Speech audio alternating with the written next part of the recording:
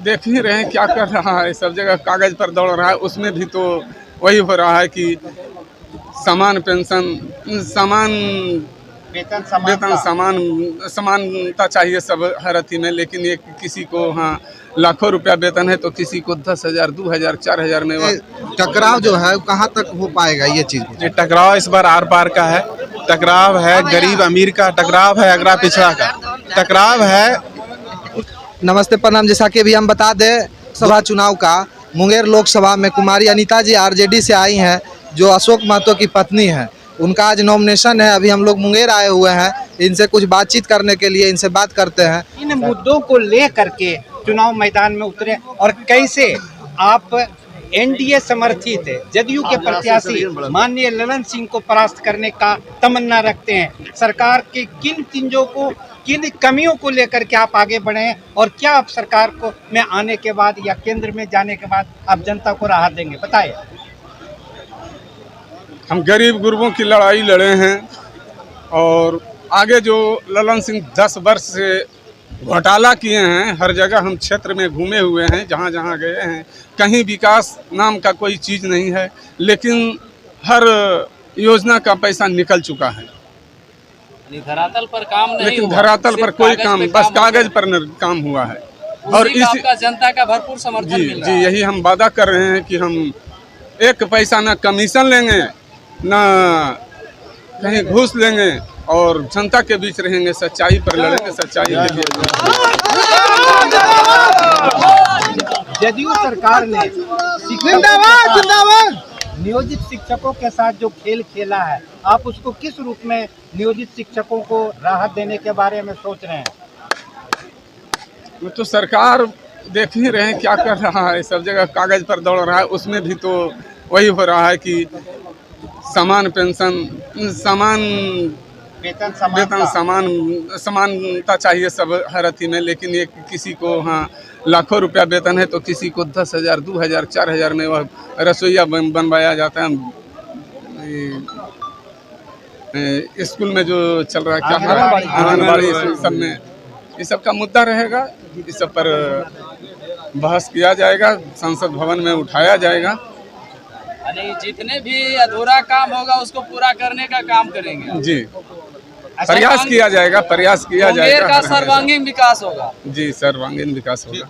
चलिए, जैसा कि आप बोल रहे हैं कि युवाओं को मौका देने के बाद, तो जब 23वीं जी सरकार में आए, जब वो वादा किए थे 10 लाख नौकरियों का, मुझे लगता है कि वो अपने वादे पे खरे उतरे हैं और मात्र 17 महीनों में उन्होंने 5 लाख से भी ज़्यादा रोजगार और नौकरियाँ दिया हैं युवाओं को, जो कि एक अपने आप में बहुत बड़ी बात होती है।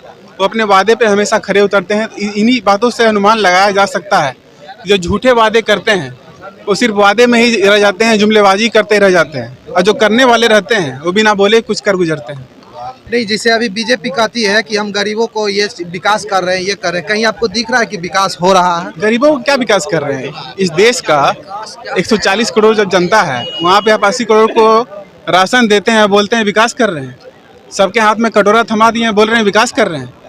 इस देश का युवा 83% युवा जो है बेरोजगार है, जिसमें कि 65% पढ़े लिखे युवा बेरोजगार है। और हमारे ग्रामीण क्षेत्र में मात्र 17.5% युवा को रोजगार मिल रहा है। बाकी लोग का क्या हो रहा है? तो क्या विकास हो रहा है? अगर आप विकास करना चाहते हैं तो 80 करोड़ जिसको आप राशन दिया जा रहा है, उसको आप बोलते कि आप आत्मनिर्भर बनिए, सम्मान दीजिए उनको नौकरी दीजिएगा, उनको रोजगार दीजिएगा, तब ना वो आगे बढ़ेंगे। सबके हाथ में कटोरा थमा दिए तो कहाँ का रोजगार हो गया भाई?